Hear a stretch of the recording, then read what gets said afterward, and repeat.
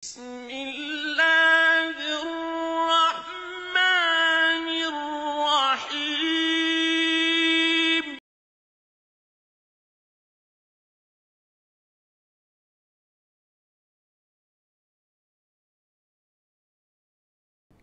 بسم الله الرحمن الرحيم الحمد لله والصلاة والسلام على رسول الله وعلى آله وأصحابه ومن والاه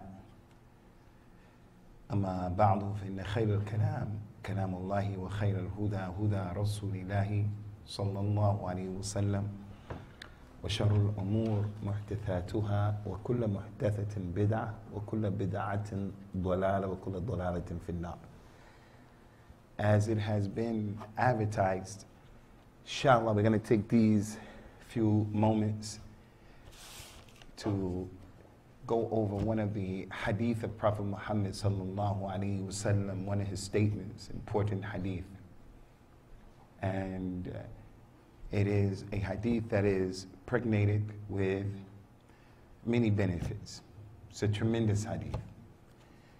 So if you are a teacher, and we're all teachers in one way or another, you may be giving dawah, you may be a teacher in the school somewhere, university, primary school, you're a husband, you're a wife, you are an individual who is trying to elevate the consciousness of your family members who may not be Muslims. Everybody here is teaching.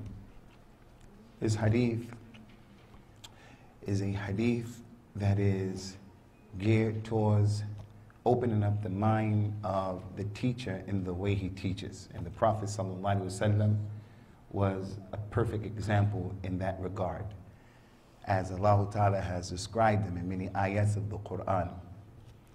لَقَدْ كَانَ لَكُمْ فِي رَسُولِ اللَّهِ أُسْوَةٌ حَسَنَةٌ.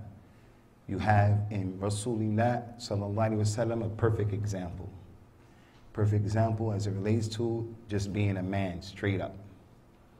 Perfect example as it relates to being a hard worker, being sincere, being a husband, being a loyal friend. A perfect example in being a person of military intelligence. Everything he put himself and he engaged himself in that process, he's a perfect example. So he was the best teacher. And we lock ourselves out of the blessings of true guidance when we come with this madness. I don't take the Quran, I don't take the Sunnah, I don't take the Hadith. You lock yourself out of the reality of reaching your full potential as a human being, as a Muslim. Anyone who believes that, who says that, you cannot be a full human being. He said in authentic hadith, sallallahu alayhi wa sallam, من تزوج فقد استكمل شطر دينه فليتق الله في نصف الآخر. Anyone who has gotten married, he has completed half of his religion. So let him fear Allah in the other half. So you brothers, you sisters, whoever is not married here, doesn't mean it's haram, doesn't mean you're not a good person, doesn't mean that.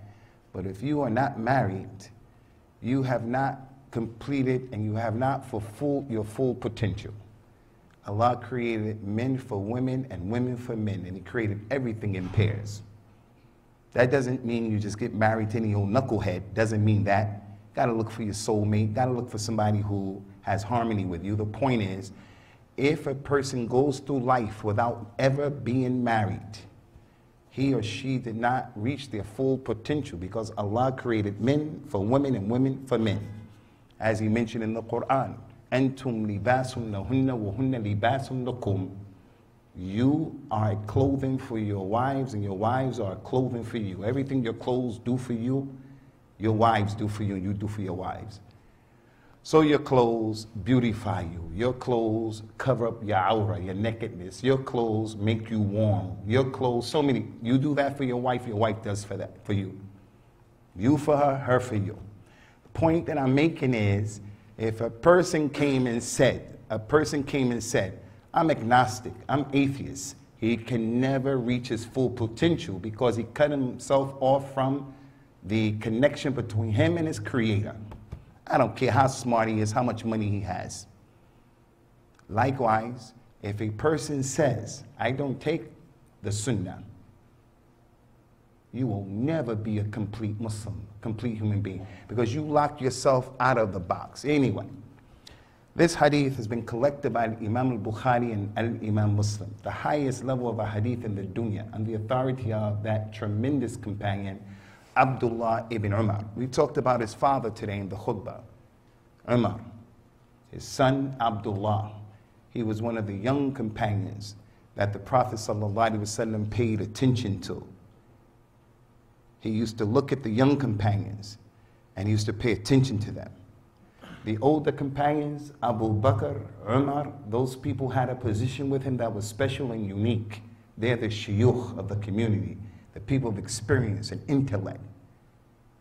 And he used to pay attention and not neglect the youngsters, men, the boys and the girls, because there has to be this natural passing of the baton, not baton, Afghani baton, the baton, when you're racing, the relay, has to be a natural process. And this is something we have to develop in our community, African Americans.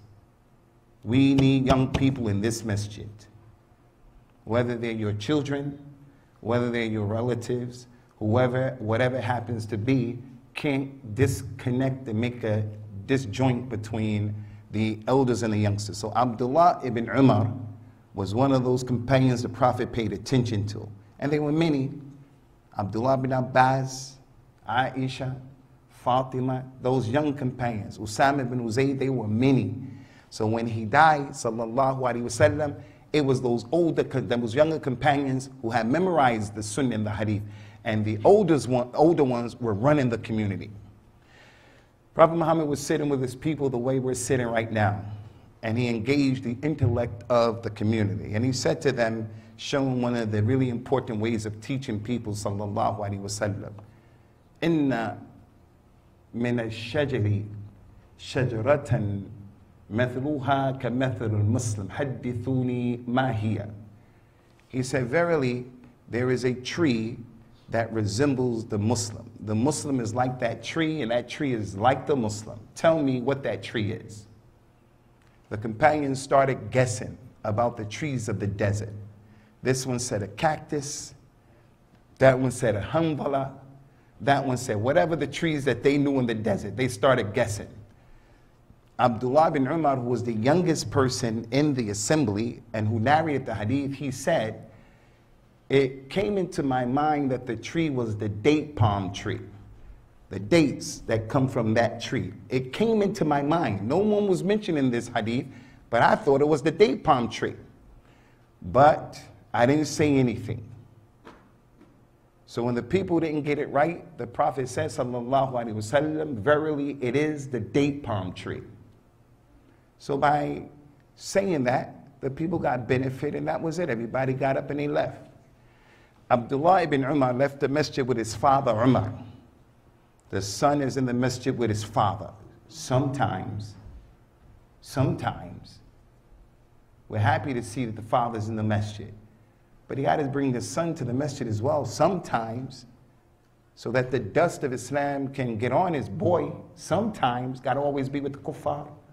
Got to always be with the non-Muslims, with the gangsters, the knuckleheads, the criminals, the weed smokers. So the son and the father leave the masjid.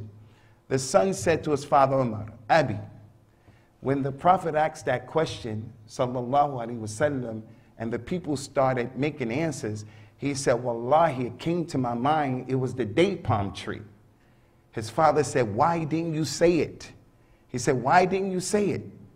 His son said, well, I looked at Abu Bakr, who's a scholar and an elder, and I looked at you, scholar, elder from the community. And when I saw the two of you quiet, I was shy to talk, so I didn't say anything, I was quiet. Umar said, Wallahi, had you said the answer, it had been more beloved to me than possessing a red camel.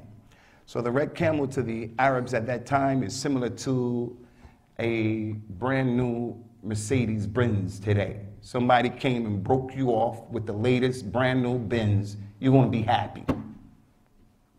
That's the best way I can describe the red camel. I would have been more happy had you answered that question than someone gave me a brand new Mercedes Benz. That's the hadith. Few things before we talk about how is the mu'min, the Muslim, similar to this tree and how the tree is similar to the believer. Few very quick points I want to make as an introduction to the hadith. This hadith is what is called in Arabic as darb al-amthal, teaching by way of giving examples, similitudes. The Quran has about 30 of them, 30. The example of those people who disbelieve. He said in the Quran, فَمَثَلُهُمْ كَمَثَلِ الْكَلْبِ إِن تَتْرُكُهُ يَلْهَثْ أو إن تتركه يلهث مثلهم كمثل الكلب إن تحمل عليه يلهث وإن تتركه يلهث. The example of the similitude of the non-Muslim who doesn't want to listen is like the similitude of the dog. If you bother the dog, he'll just sit there panting with his tongue out. And if you leave him alone, he'll sit there panting with his tongue out. Which means what? There are some people, if you give, hey, my man, little man, where you going? Who? Okay, go ahead, homie.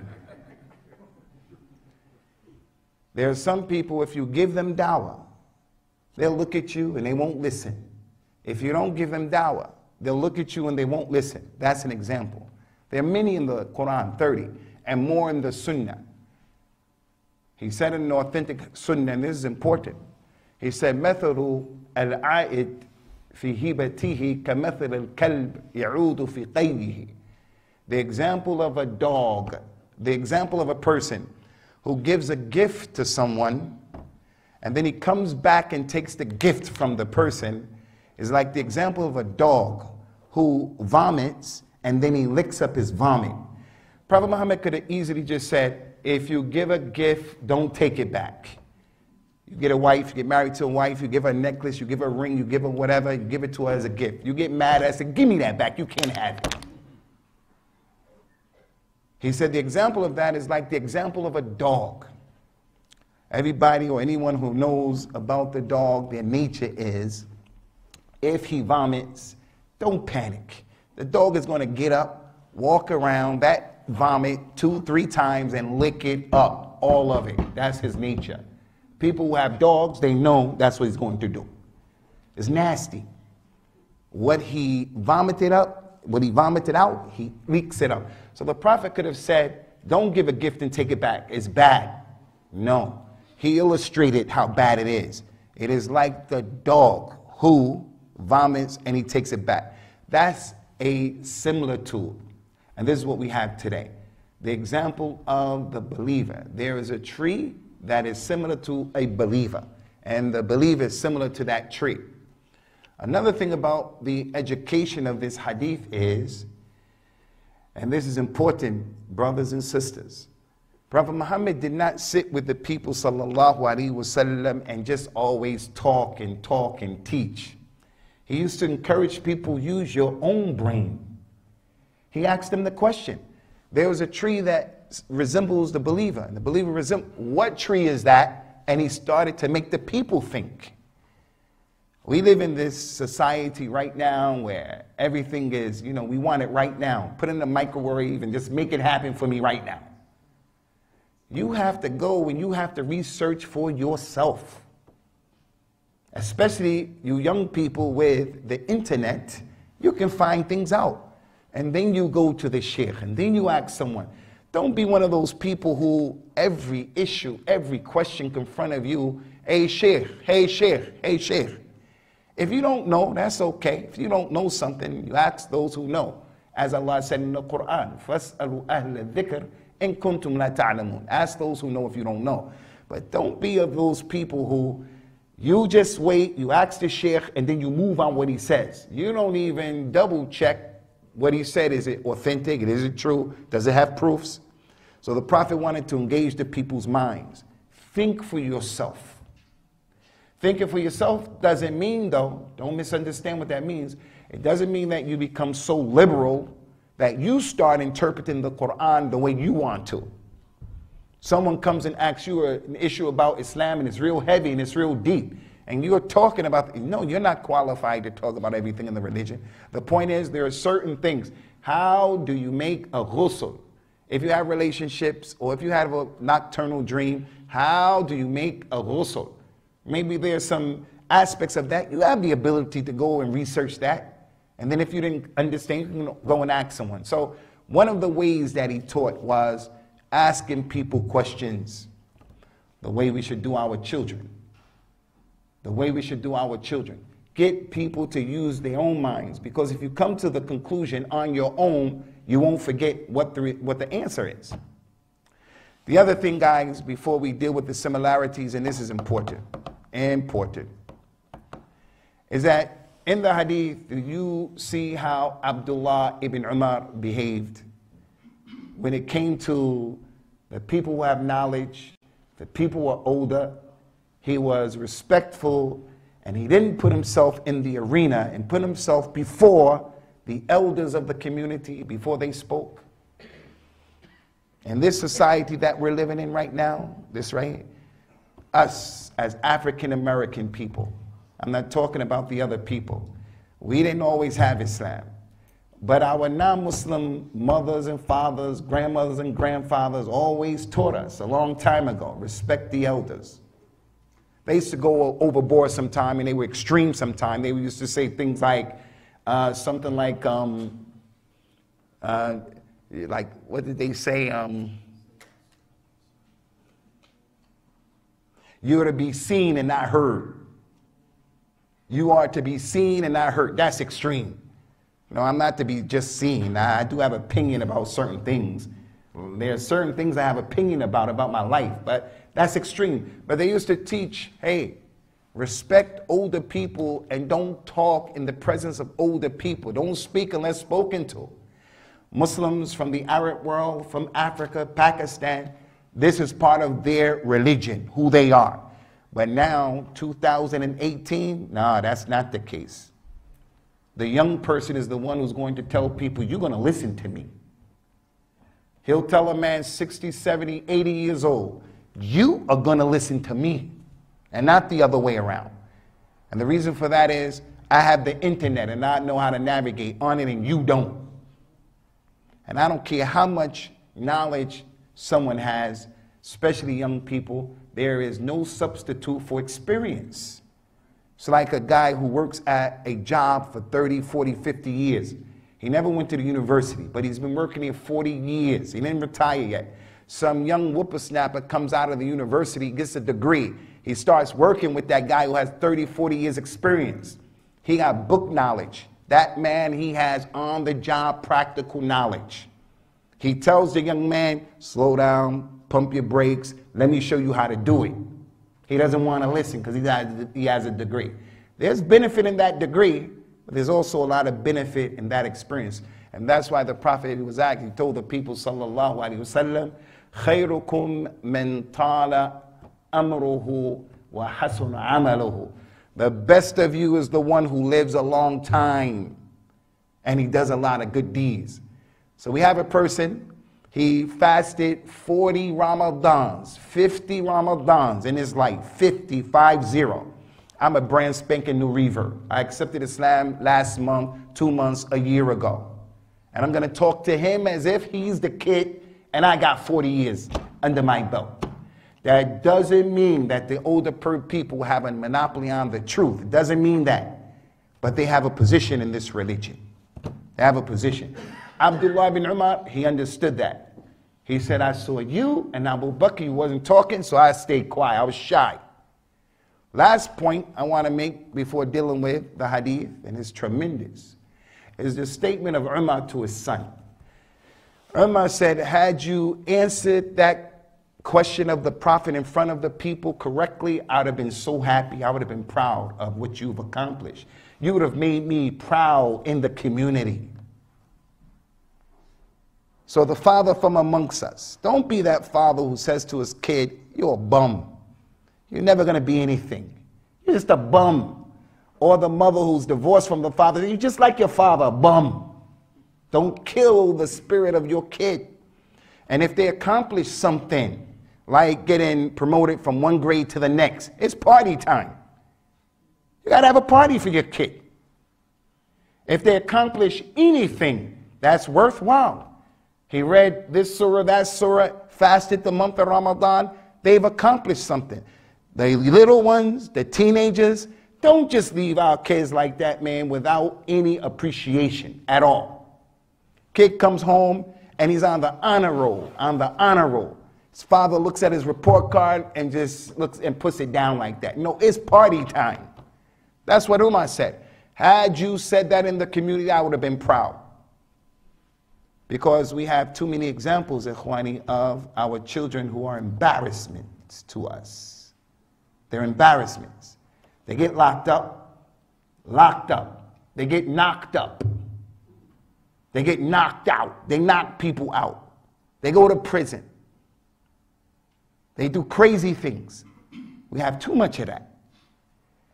So as it relates to teaching, these are some of the issues I wanted to bring to your attention.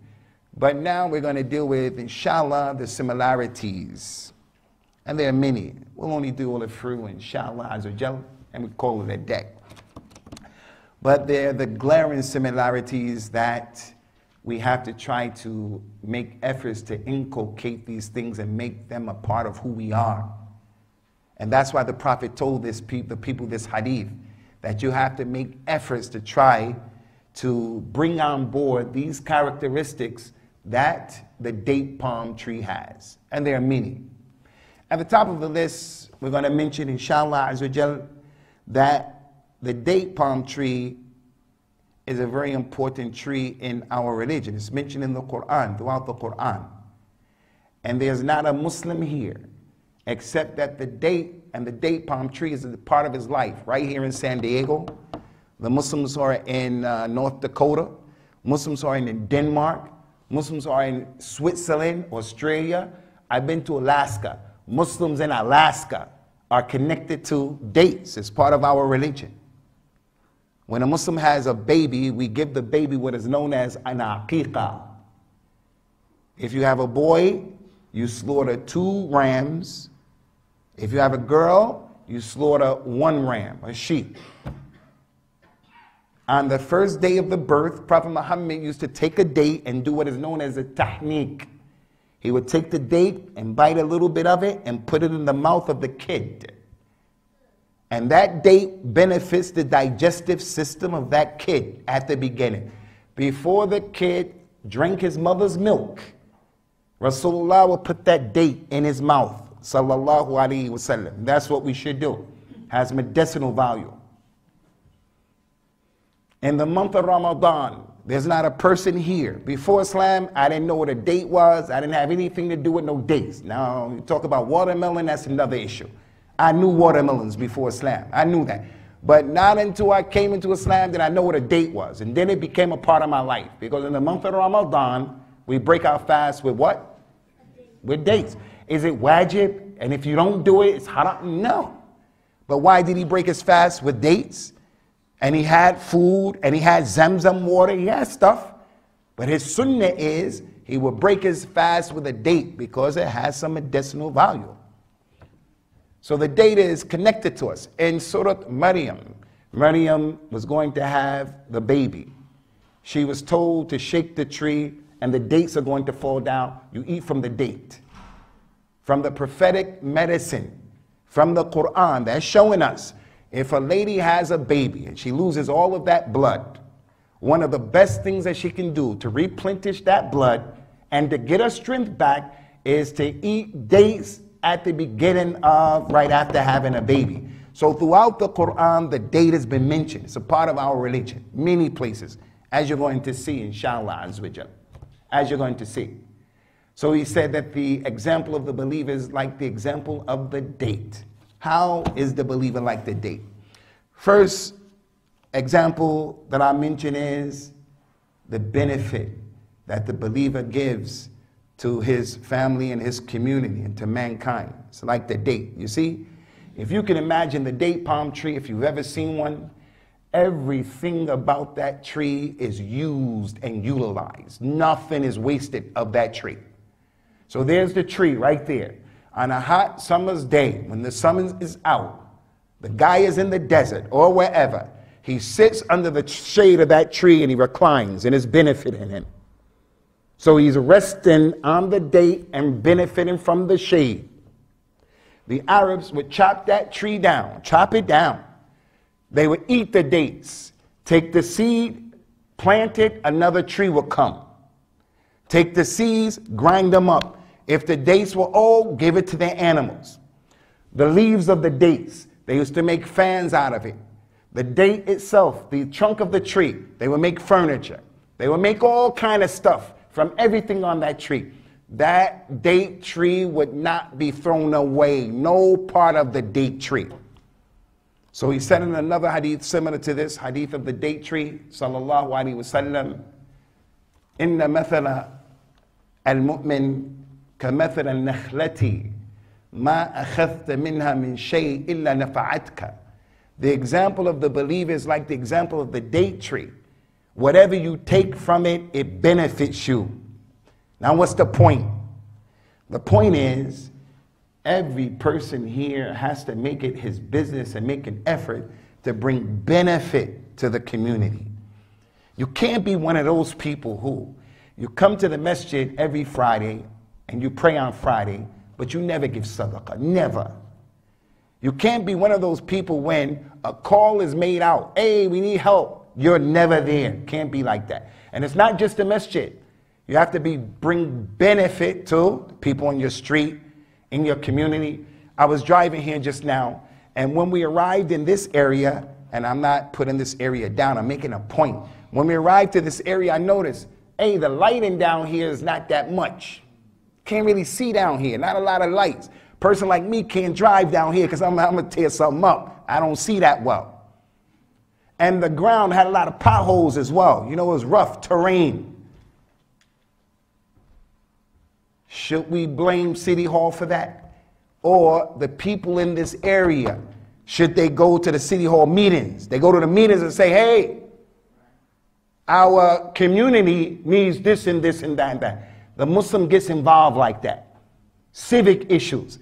So don't think I'm saying benefit, just give the masjid money, give the masjid money. No, I'm not saying that. I'm not saying that. Whatever way of benefiting the people in the community, he says, sallallahu alaihi wasallam, khayrukum anfa'akum linnas. The best people, the best person from amongst you is the one who brings the most benefit to people. So in the month of Ramadan, when we're cooking, I just come and I just get my grub on. That's all I do. That's all, and there's barakah, there's benefit in that. I just come, I'm getting my grub on after I'm rolling out. I don't even throw my plate away. I don't cook anything. I don't give any money for anything to be cooked. And after I eat, I leave my plate, my bones right there. The one who cooks is better than that person. The one who cleans up is better than that person. Subtle, simple, mundane things like bringing toilet tissue to the masjid, bringing water to the masjid. I mean, whatever you can think of. The point is, just don't be one of those Muslims who you just not doing anything. Not like that. The best of you is the one who brings benefit to people. The date palm tree is like that. Everything about it is beneficial. So the point is very clear. Don't be the person who is heavy on society, heavy on the community. And that's one of the reasons why in Islam, when it comes to giving sadaqah, he said that the upper hand is better than the lower hand. The lower hand, that's receiving. There's benefit in that lower hand, but it's not like the upper hand. That's why he says, sallallahu alaihi wasallam, al-mu'min al-qawi khayrun wa ahabbu ilallahi min al-mu'min al-da'if wa fi kulli khayr. The believer who is strong physically is better and more beloved to Allah than the one who's weak, and both of them is good. Why is the strong believer better? Why? The strong believer is better because he's the one who's going to get a job. And if he gets a job, he's going to get married and be responsible for people. He's going to give sadaqah. He's going to help the poor. The strong Muslim If you step to him wrong, he's going to defend his religion, his honor, his family, his money. The weak guy is just going to apologize, get in the wind and run away. It doesn't mean that the weak guy is no good, because some people are weak due to age. They're weak due to age. It's not his fault. Some people are weak because they have like ailments. It's not his fault. But the one who is strong, he's in a better position to give dawah to Islam, to move the religion, to come and build things and benefit people. Which brings me to a point before I move on. When it comes to benefit, ikhwani, especially you brothers, we got to really be more on top of our health. It doesn't make sense how back in the day we were on an understanding of al-Islam and people used to pay attention to how they ate and how they lived. And now people eat anything and we act any way. We don't work out. We don't stay in shape. We do everything to be people who are sick physically.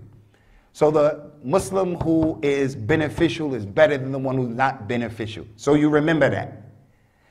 From the similarities between the believer and the date palm tree is, if you look in the desert, there is no tree that has more patience than the date palm tree. Patience with not having water. You know that the trees, plants, flowers, they need water to survive by Allah's permission. But that date palm tree can go a long time before it dies. It'll get withered away. It goes 10, 15 years without water. It'll get withered away. But it will be patient with that hostile environment that it's in. So the believer, he has to be a person who has patience. If he doesn't have patience, he's in trouble. She's in trouble.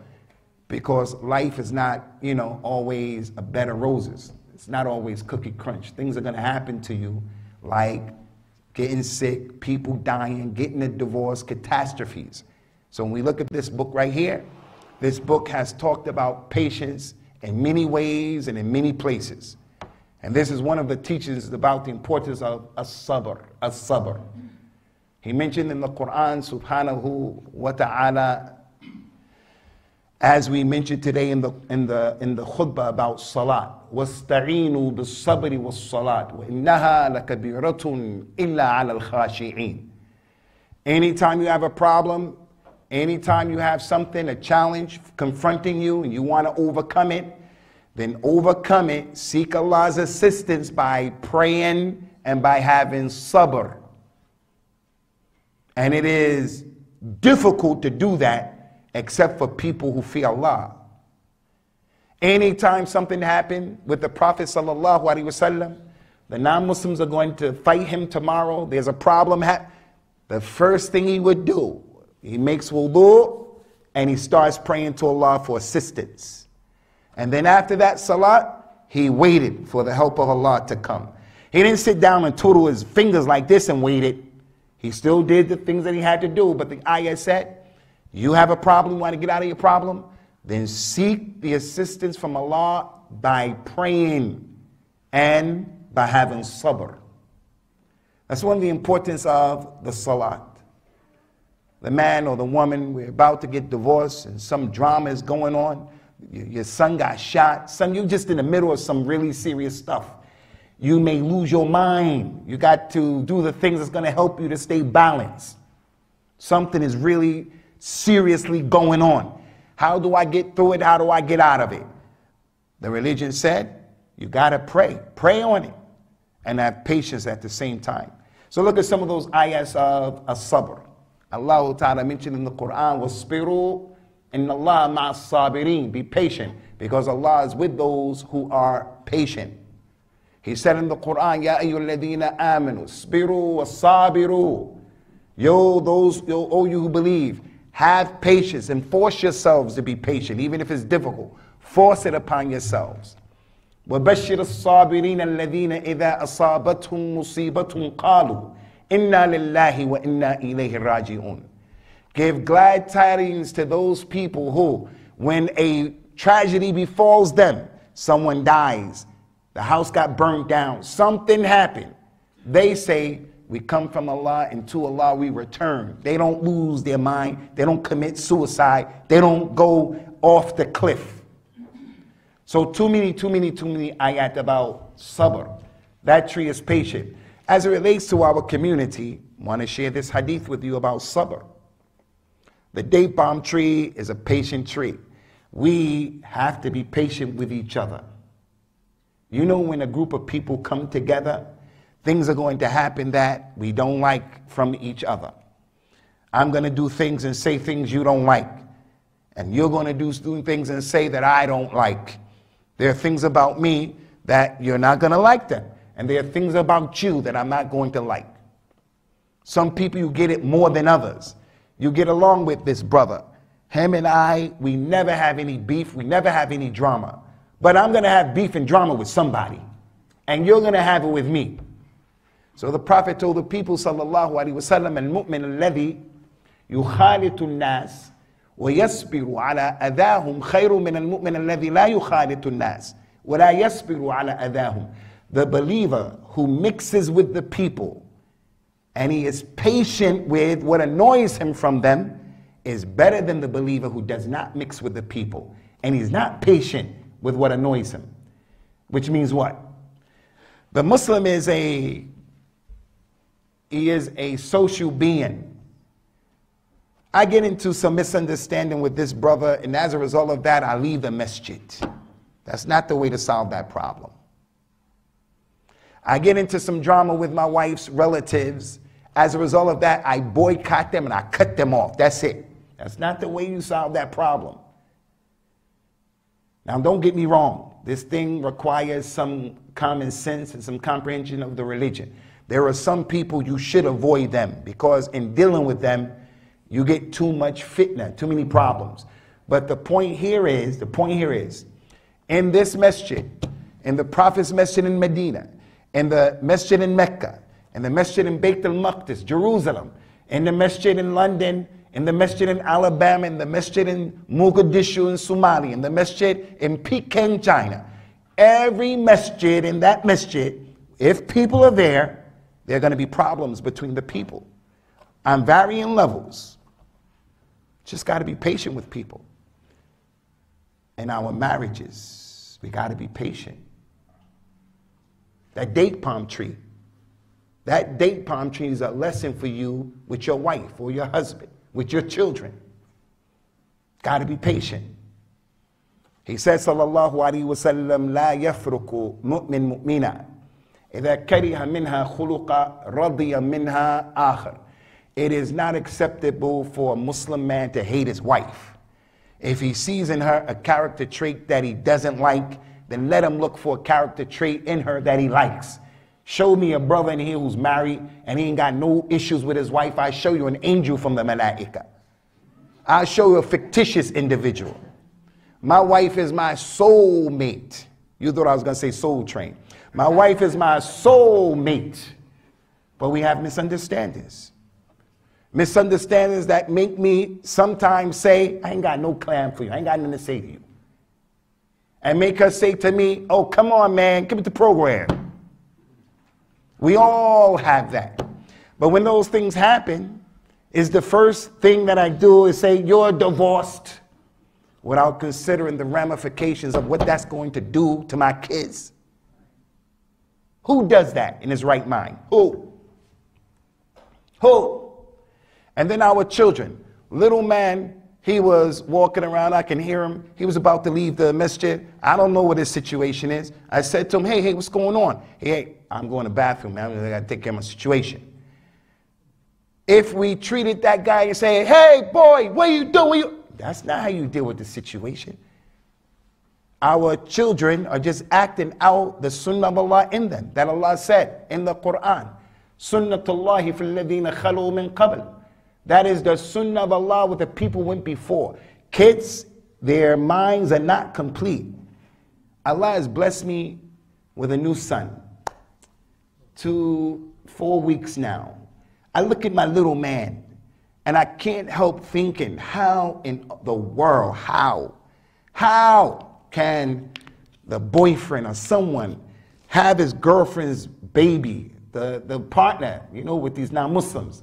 And the baby won't stop crying. So the man picks up the baby and shakes the baby. Shut up, and kills the baby because he messed his brain up. Who does that? Who does that? Or punches the baby. Who does that? Who? A person who doesn't have sabr. So listen. I don't know most of you, but I do know one thing. The sunnah of Allah is jariyah. It's going to keep going through us. We have challenges in our marriages, challenges with our relatives. The date palm tree. Got to be patient. Got to be patient. The job, the politics at the job. Sister has to be patient with her husband. You just got to be patient with your kids. Now, being patient again, it requires some fiqh, some understanding, comprehension, common sense. That doesn't mean you stay in a toxic relationship. Not being patient with someone breaking your ribs, giving you black eyes and breaking your nose. And you say Abu Usamah said the date palm tree. No, I didn't say that. I said, listen. As-sabr. Take it easy, slow down. The younger people in our community gotta have patience. In this masjid right now that I'm in, and I want to thank the people who allow me to come here, there's a history in this masjid, a history that I know about, a history that I was a part of at one time in accepting Islam. I won't agree with everything that takes place in this masjid, and I won't agree with everything that takes place in that masjid and that masjid and that masjid. But when I come to this masjid, I got to be patient. I got to be patient, because if I jumped on everything that I perceive as being not right, and I believe that I'm right, and I can prove that I'm right, inshallah, if I'm not patient, people won't be able to tolerate me. Say, hey man, what planet you came off of, man? You got to take it easy with that. Everything haram.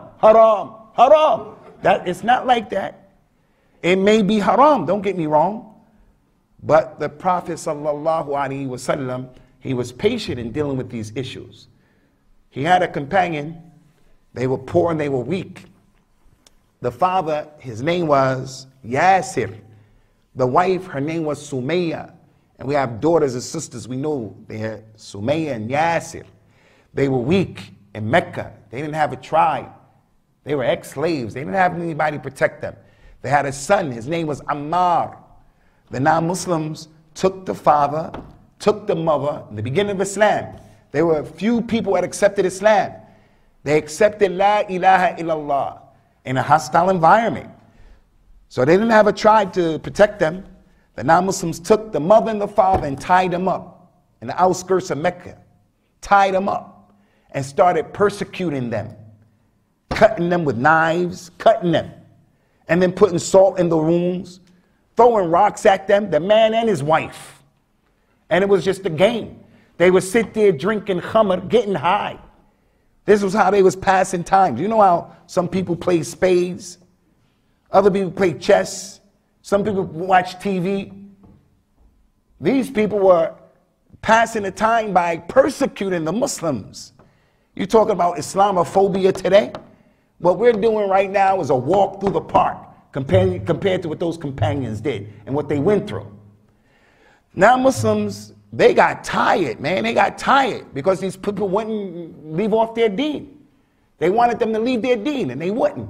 Bilal ibn Rabah, Bilal, the mu'adhin, took him to the desert, put the rock on him in the middle of the desert. Just leave your religion. And he just kept saying, Allah is one, Allah is one. Man, that ain't no movie, The Messenger. That was real, that's the real life. Prophet Muhammad sallallahu alaihi wasallam walked by this man and this woman. He couldn't do anything. He was stronger than all of the non-Muslims there. He was stronger than them. He could make a dua, Allah, open up the earth, swallow them up, send meteorites from the sky, kill them all. He could have done that. But you know what he did? He said to those people, Sabran ya ali Yasir, fa inna maw'idukum al-jannah. Be patient, Yasir, your wife. Be patient, have sabr. Because if you keep having, you're going to Jannah. Sabr. Now you show me someone in this room right now who's suffering for his Islam because of this. You show me someone here. Some of us will do some stuff at our job, wearing hijab, different stuff. Some of us have problems who are born and raised in Islam. We have problems from our own relatives. But it's not like that. The Prophet told them, have sabr. The kuffar, they got so tired that they said, that's it. They killed the husband, and then they did some sadistic stuff to the lady. It wouldn't be appropriate for me to mention what they did. When they took the spear and put it inside of her. She was the first lady who was killed in Islam. Shahida. So that name Sumayya. If you name your daughter that was that lady, Sumayya. So the point of all of that is be patient. Don't be one of those people who Allah mentioned in the Quran about the non-Muslims. يريدون أن يطفئوا نور الله بأفواههم والله متم نوره ولو كره الكافرون. The non-Muslims want to extinguish the light of Islam on the whole earth, in the masjid, or your individual light. You, at your job, they want to destroy your light. The lady you're dealing with, the Christian lady you're married to, she doesn't want you to be a Muslim. They want to destroy your light. Allah said they want to destroy it and put the light out by blowing on it. Can someone blow on the sun collectively and the sun goes out? No. And they can't do it to Islam neither. But sometimes some of these people blow on us. And you say, okay, I'm taking this hijab off. Okay, I'm not going to Juma.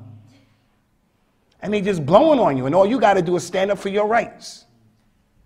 I'm going to sue you people I'm going to sue the pants off of you people if you even think about doing that.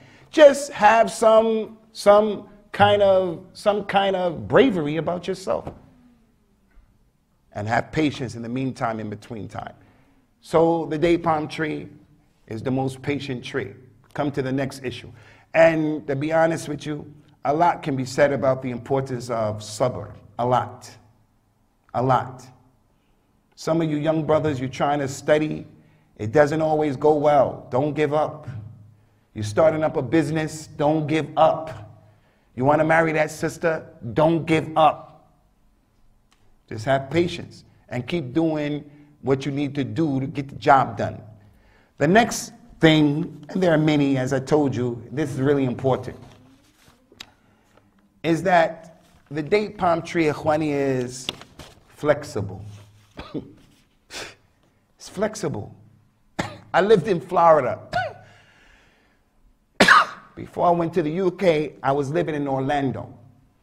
And Orlando is like San Diego, that warm weather, beautiful. Used to have an orange tree in the backyard. My kids give me a hard time. We're gonna eat it. Go get an orange off the tree. Just go get an orange. And they go get an orange. It was just a beautiful place.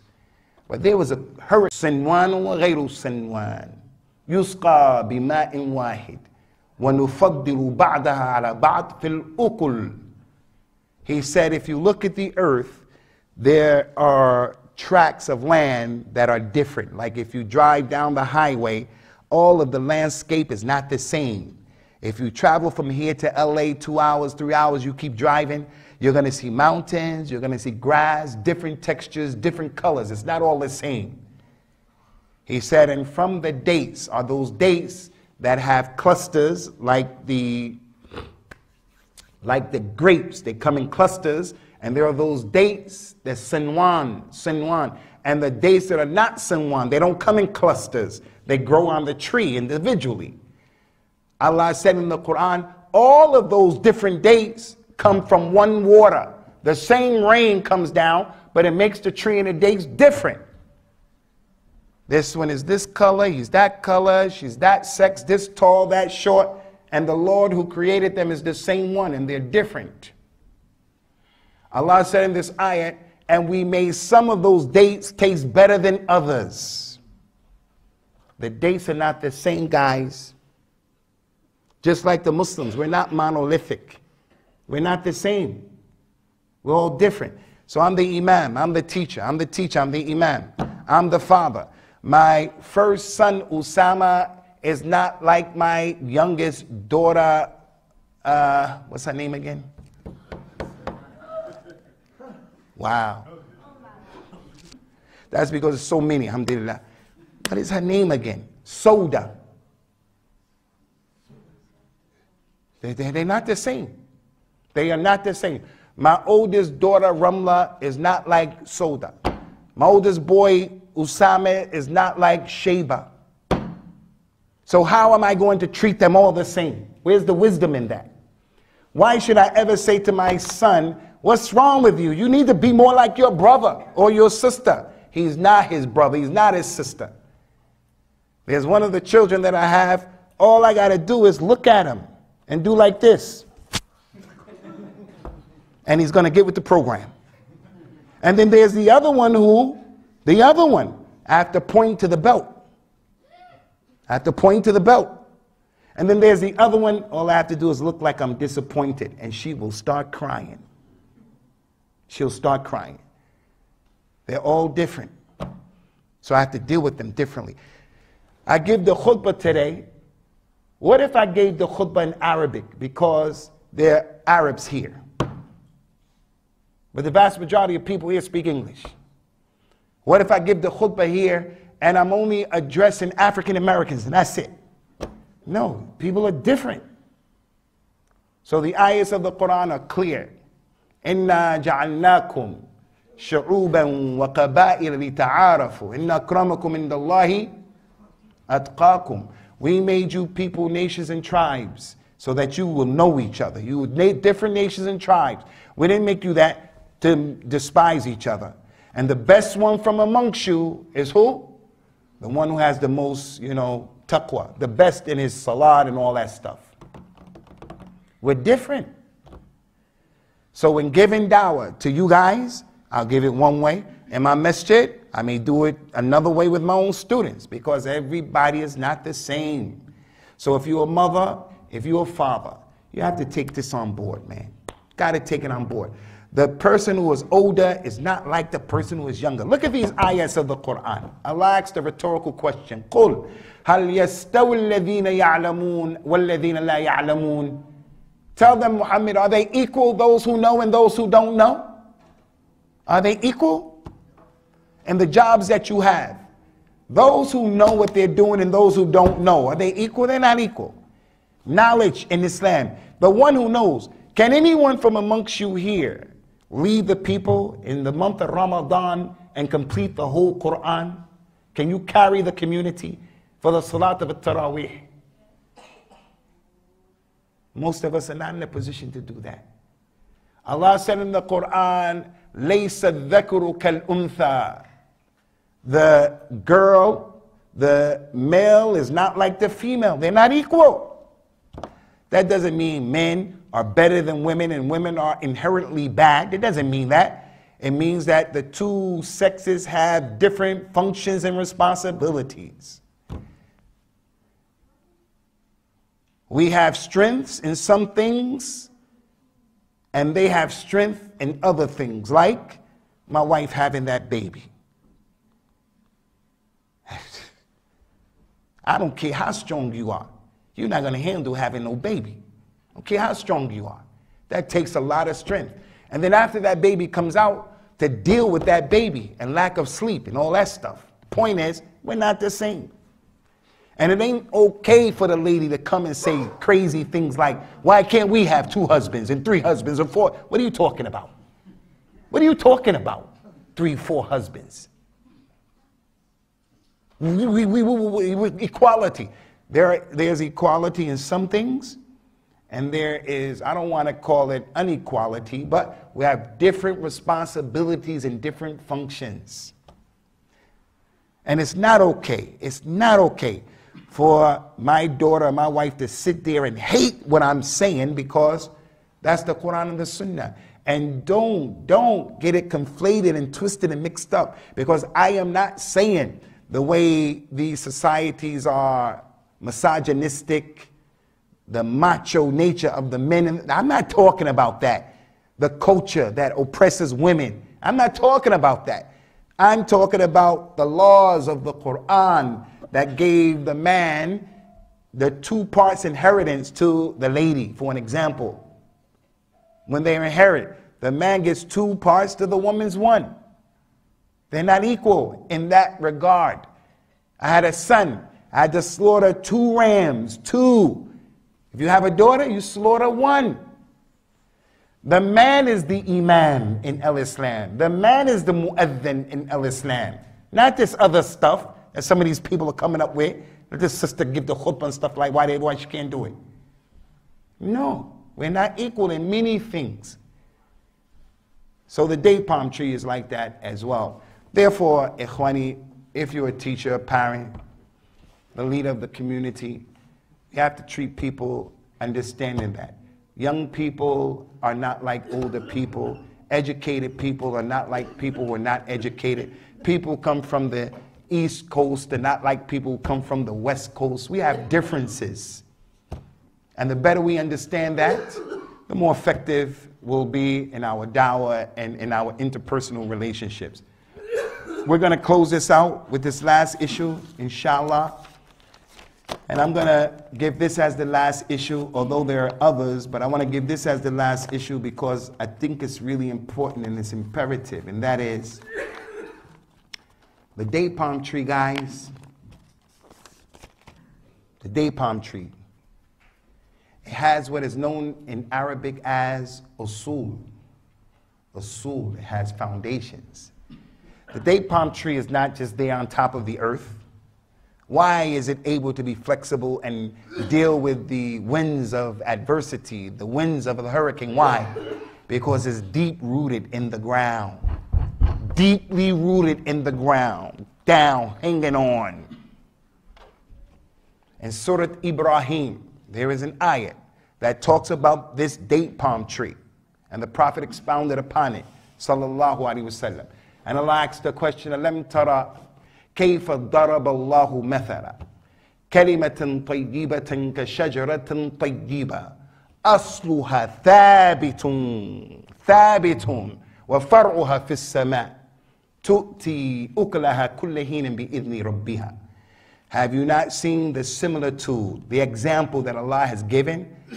The good word. Listen to the good word. The good word is like a tree that is deeply rooted.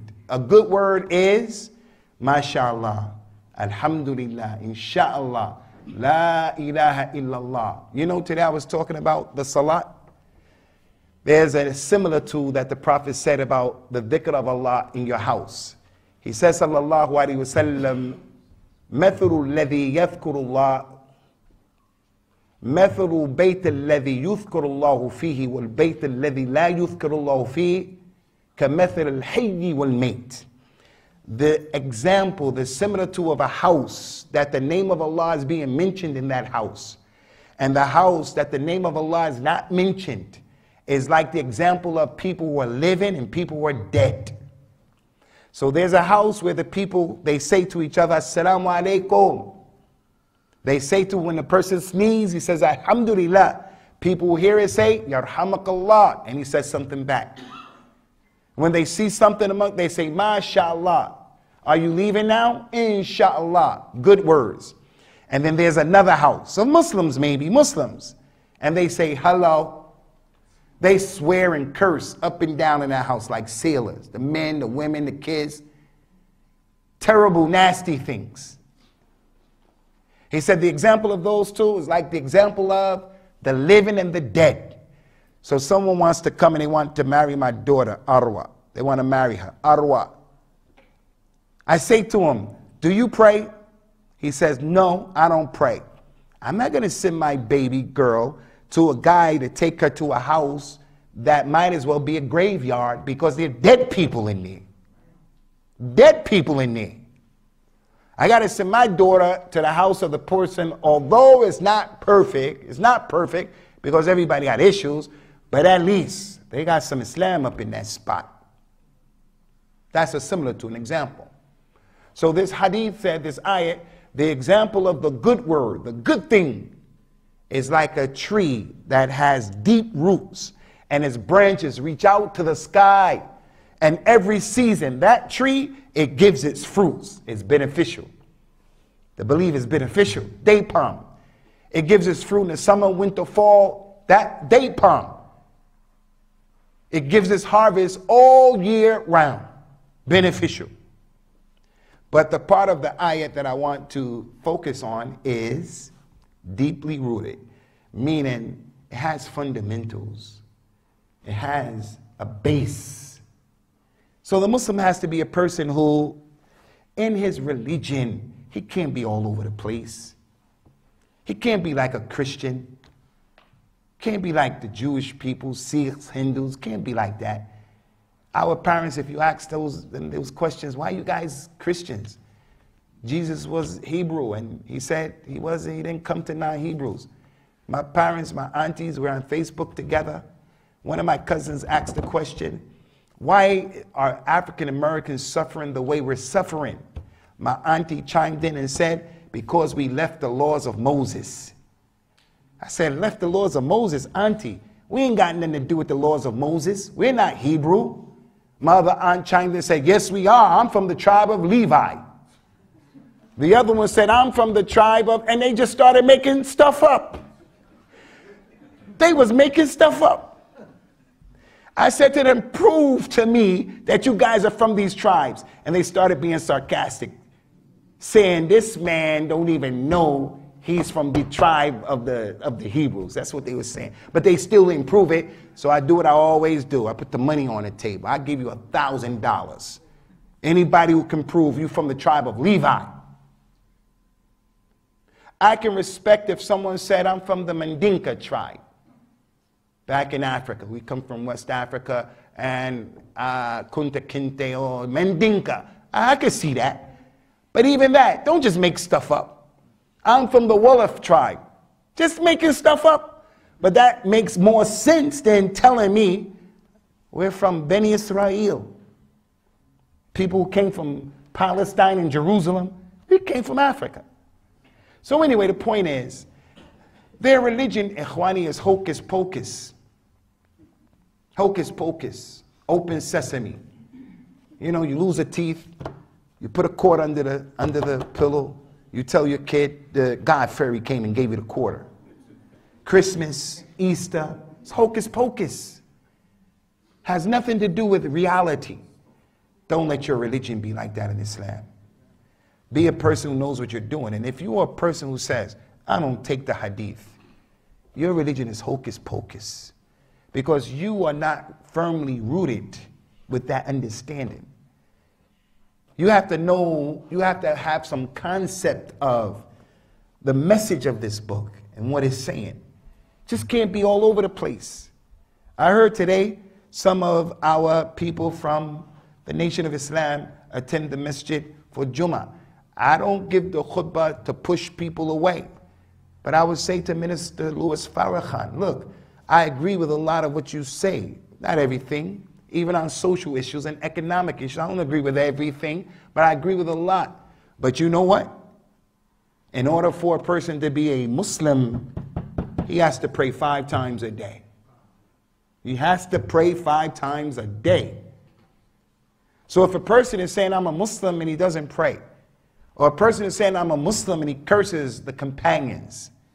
A few days ago was the 10th of Ashura, the 10th of this month. And the Shiite people of Iran and Iraq, they beat themselves. You guys ever saw that? They beat themselves. When I became a Muslim in 1986, my mother saw Ashura on the news. She called me up and said, baby. I said, no, ma. These people are on some other stuff. Whose religion is that? Until blood is all over the place. The more blood we can put on the ground shows our sincerity. Who does that? And then you take your little kid and you take a sword and hit him in his head until you bust open his head and blood is streaming down his face, and you're teaching him this is love for the prophets Ahlul Bayt. That religion is hocus pocus. Hocus pocus. Turning the light off and burning an incense and going, Ooh. That's hocus pocus. You guys are laughing. It's funny, but it's sad. This is the religion of some people. This is the religion of some people. That's the religion. Don't look at me and be upset with me. I ain't trying to make anybody laugh. If that's what you about, don't look at me and get upset that people are laughing, because that's not what I'm trying to do, to ridicule people. That's the religion of some people. So if people can play tricks with you, with animals, and I've seen it with my own eyes in my travels. The man knew how to put an alligator to sleep. He knew how to put an alligator to sleep. When he did that, the people thought he was some saint. I know hustlers, man. I know hustlers. We know the game. We know game when we see. You ain't getting my money, man. There's a thing where Allah said in the Quran, in this Quran, that He sent the Quran down as a shifa. It is a cure for what is in the hearts, diseases. You can read this Quran by Allah's permission and relieve yourself of arthritis pain, the monthly period pain of the lady. She can read this Quran in a certain way and inshallah relieve that pain. وَنُنَزِّلُ مِنَ الْقُرْآنِ مَا هُوَ شِفَاءٌ وَرَحْمَةٌ لِلْمُؤْمِنِينَ. You can read this Quran to get rid of a headache by Allah's permission. It's called ruqya. Most of us don't do it and we don't know about it. But the point is, I really like that Sheikh. I really like him and I respect him. So my wife is not feeling well. She has issues. So I take her to the Sheikh. The Sheikh says to me, okay, I could cure her, inshallah. I do the ruqyana. But I want you to leave. I want you to leave. I'm going to look at the Sheikh and say, have you lost your cotton picking mind? You want me to leave my wife with you? This is my wife. This is my queen. This is my wife, man. Ask me to leave my wife with you. But when you have hocus pocus Islam, you say, okay, Sheikh, leave your wife. And you bounce. And you leave your wife. And her Islam is like yours. So the Sheikh starts to read. And he puts his hand on her chest. A'udhu billahi minash shaitanir rajim. And he starts reading Surah Al-Fatiha. And the wife doesn't say anything when he starts doing like this. You know why? Because she has hocus pocus Islam. You guys are laughing because maybe you don't know this is true. This is true, especially where I'm at there in the UK. You go to the Sheikh. Sheikh, I got magic on me. I need a formula. I need a potion. The Sheikh says, okay, no problem. I can do it. He comes, he looks in your eye. He said, oh, you have a real serious jinn. A real jinn that comes from India. He is strong. Oh, my God. Sheikh, how you going to help me? Okay, what you got to do. I heard this with my own ears, guys. The Sheikh said you have to bring the tails of 6 kangaroos. Wallahi alladhi la ilaha ghayruhu. You got to bring the tail of 6 kangaroos and the tail of 6 pregnant rats. The man said, where I'm going to get the tails of the kangaroo and where I'm going to get the tail of the rat, 6 pregnant rats. He said, okay, don't worry. Just give me 500 pounds. I'll sort it out. 500 pounds, about $700, $800. And the guy broke him off.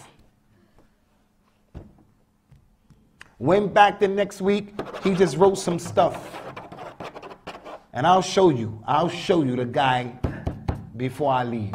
I'm going to show you the video of the guy before I leave. Who does that in his right mind? You know who does that, inshallah? You know who does that? Boo Boo the Fool. Frank Sausage Head. You know Frank Sausage Head?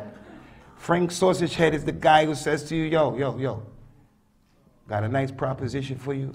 Right down in the bay, in the dock over here, right there is a big ship. I'm going to sell it to you for just $100. You say that big ship going to be mine for $100? Yup. It even got a plane over there on it. It's $100. And then you give him $100. Frank Sausage Head. Don't treat me like I'm Frank Sausage Head. Don't treat me like I'm Boo Boo the Fool. Because as a Muslim, I have usul, foundations. What's my foundations? The Quran, the Sunnah, and how the companions understood the Quran and the Sunnah. So now when you die, there's an ayat that comes after this ayat. Now when you die, two angels come to you. The angel's name is Munkar and Nakir. They sit the dead person up and they say to him, who is your Lord? What is your religion?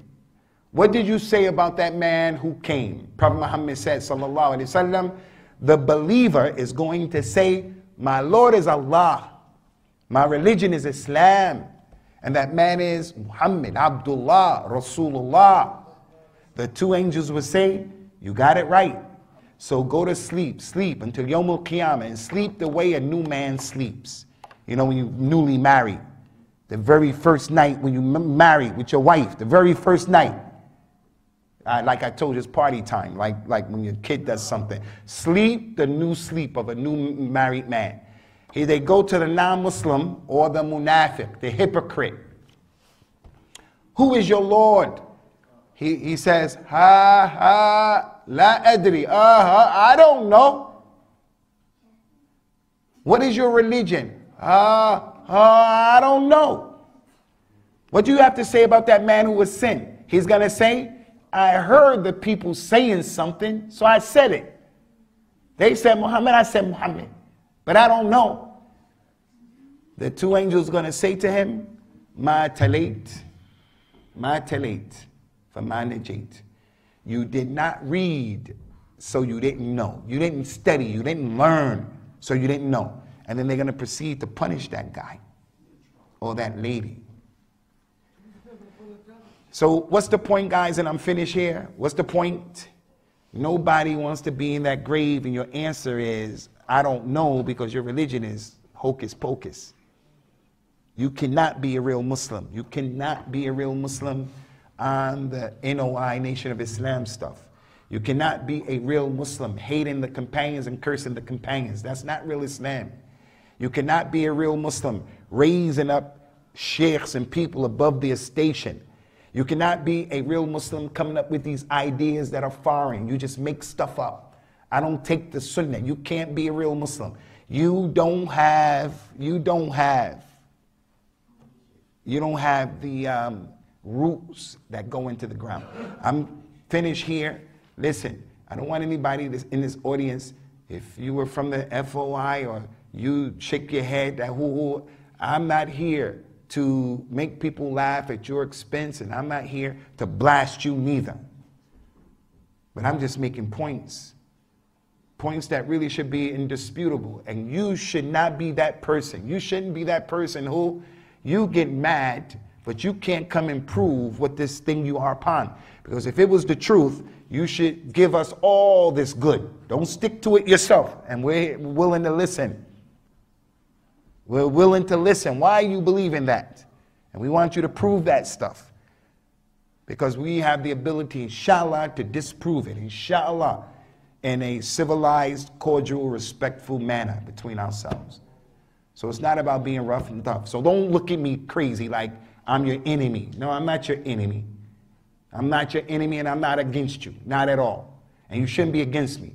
You should feel sorry for me because I don't believe in what you perceive as being the truth. So therefore, come and help me. Love for your brother what you love for yourself. Don't get mad. Getting mad is not the mature way of addressing that issue. No. I want to go to paradise like you. I want to do what's right like you. So come and help me. Come and help me. Don't be upset with me. So we're going to stop here, inshallah. ومن أحسن قولا ممن دعا إلى الله وعمل صالحا